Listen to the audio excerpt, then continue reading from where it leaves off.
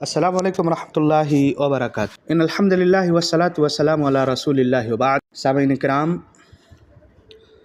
جب ذی الحجہ کے ابتدائی 10 دن آتے ہیں تو جن مسائل پر سب سے زیادہ گفتگو ہوتی ہے ان مسائل میں ایک مسئلہ یہ ہے کہ عشرہ ذی الحجہ میں اللہ کے رسول صلی اللہ علیہ وسلم نے بال اور ناخن، مونچھ وغیرہ کاٹنے سے منع فرمایا ہے۔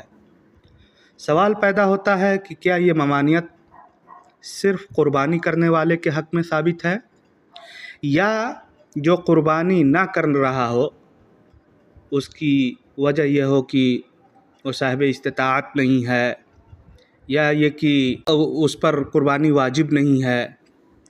تو جو قربانی نہ کر رہا ہو اس کے حق میں بھی یہ حکم ہے۔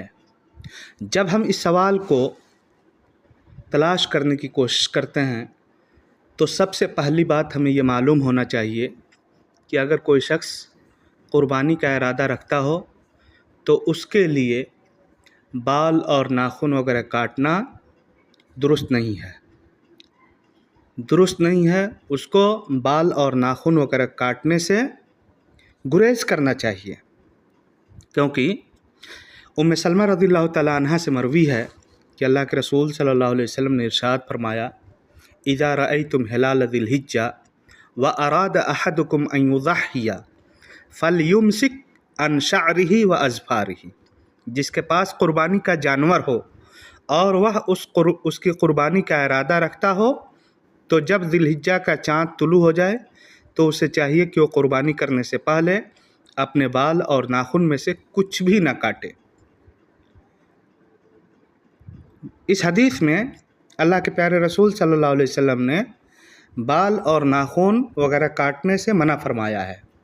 چنانچہ اگر کوئی شخص قربانی کرنے کا ارادہ رکھتا ہو تو اسے چاہیے کہ وہ اپنے بال اور ناخن کو اس عشرے میں کاٹنے سے گریز کرے، کیونکہ اللہ کے رسول صلی اللہ علیہ وسلم نے اسے منع کیا ہے۔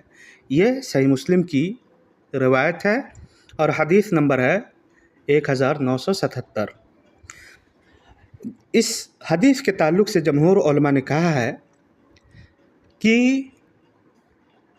جو قربانی کرنا چاہتا ہو، اس حدیث میں کہا گیا ہے کہ وہ اراد احدکم ان یضحی، اس حکم میں گھر والے شامل نہیں ہے۔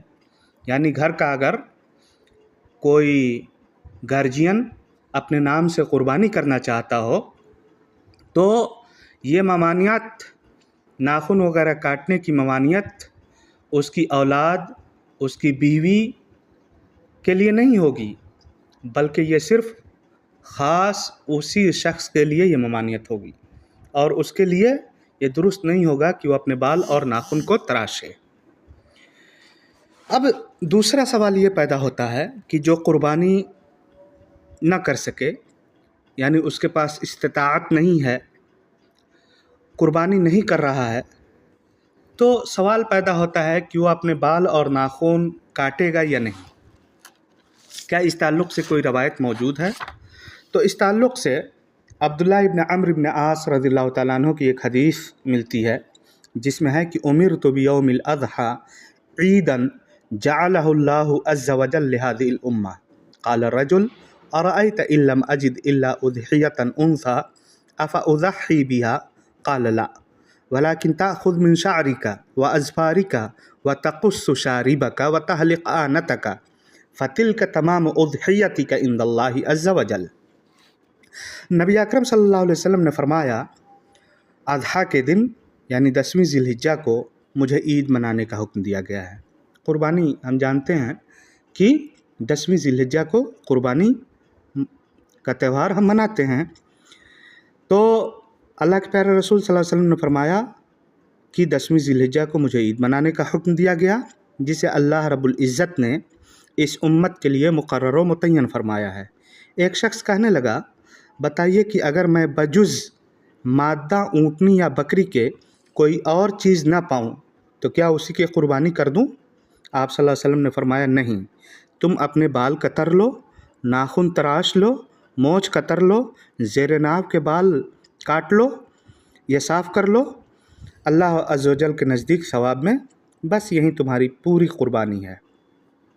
इस हदीस में देखें कि अल्लाह के रसूल सल्लल्लाहु अलैहि वसल्लम ने उस शख्स को ताकीद फरमाई है कि अशरे ज़िलहिज्जा यानी इब्तदाई अशरा दाखिल होने से पहले पहले वो अपने बाल को काट ले, नाखून को काट ले। अगर वो ऐसा कर लेता है फ़तिल का तमाम उज़हियत का इंदल्लाह, तो यही कुर्बानी है उसकी। ये हदीस सुनन अबू दाऊद में है और हदीस नंबर है 2779। इसी तरह से सुनन नसई में है 4370 नंबर पर, मुस्नद अहमद में है जिल्द 2 सफ़ा 169। लेकिन इस रवायत की तसहीह और तज़ईफ़ में इख्तलाफ है। तसहीह यानी इस रवायत से के रूह से हमें मालूम होता है कि अगर कोई शख्स कुर्बानी नहीं करना चाहता हो या जिस शख्स के पास कुर्बानी की इस्तिताअत नहीं हो, वो शख्स भी अपने बाल और नाखून नहीं काटेगा, ये वाज़ेह है। लेकिन कुछ उलमाए किराम ने इस हदीस को ज़ईफ़ करार दिया है। अब जब इस हदीस को ज़ईफ़ करार दिया है तो गोया कि उनके नज़दीक ये हुक्म साबित नहीं होगा, कि गोया कि वो फिर ममानियत सिर्फ़ कुर्बानी करने वाले के हक़ में होगी और जो कुर्बानी करना नहीं चाहता उसके हक़ में किसी तरह की कोई ममानियत नहीं होगी। शेख अलबानी ने इस हदीस को ज़ईफ़ करार दिया है क्योंकि इसमें एक रावी ईसा इब्न हलाल सदफ़ी है जो शेख अलबानी के नज़दीक मजहूल होने की वजह से ज़ईफ़ है, जबकि इब्न हजर रहमहुल्लाह ने ईसा इब्न हलाल सदफ़ी को सदूक़ करार दिया है। इसी वजह से शेख मुसाइद इब्न सुलेमान ar-राशिद ने अहकामुल इदैन लिल फरियाबी की तहक़ीक़ व तख़रीज में इसे हसन करार दिया है और दूसरे बहुत सारे मुहक़्क़ीन ने भी इसे हसन करार दिया है। सही बात यह है कि ईसा इब्न हलाल सदफ़ी फ़िक़ह रावी हैं, क्योंकि इब्न हजर ने जहाँ एक तरफ उन्हें सदूक़ कहा है, वहीं इब्न हिब्बान ने अपनी किताब अस-सिक़ात में ज़िक्र किया है। इसी तरह से याक़ूब इब्न सुफ़ियान फ़सवी ने अपनी किताब अल-मारिफ़ा व तारीख़ जिल्द 2 सफ़ा 515 में अहले मिस्र में से सिक़ात ताबईन के ज़िम्न में इनका तज़किरा किया है। इस वजह से हाफ़िज़ ज़ुबैर ज़ई, इमाम हाकिम ने इसे सही करार दिया है। हाफ़िज़ अस्यूबी और मोहम्मद सुबही हसन हल्लाक ने इस हदीस को हसन करार दिया है। गोया कि खुलासे कलाम यह है कि हदीस साबित है और अगर कोई शख्स कुर्बानी की इस्तिताअत न रखता हो, कुर्बानी न कर रहा हो, उस शख्स को भी चाहिए